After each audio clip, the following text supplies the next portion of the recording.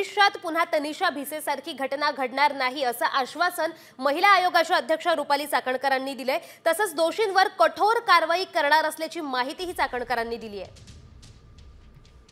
तर गर्भवती मृत्यू प्रकरणी आपण अपडेट पाहतोय। दोषींवर कारवाई होणार असं म्हटलेलं आहे। पुन्हा तनिषा भिसे होणार नाही याची काळजी घेऊ असं चाकणकरांनी म्हटलंय।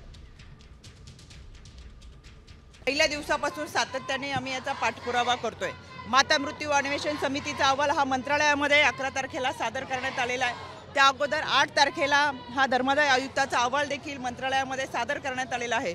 उद्या जो येतोय उच्चस्तरीय कमिटी यांचा ससून रुग्णालयाचा जो अहवाल होता तो उद्यापर्यंत येईल आणि सायंकाळी 5 वाजता आपली पत्रकार परिषद असेल। यामध्ये सविस्तर जी काही आहे त्या पुढच्या कारवाईच्या संदर्भातली भूमिका निश्चितपणे मांडली जाईल। राज्य महिला आयोग सातत्याने पाठपुरावा करत आहे। यामध्ये मी परत एकदा सांगते, जे दोषी असतील त्यांच्यावर निश्चितपणाने कारवाई केली जाईल।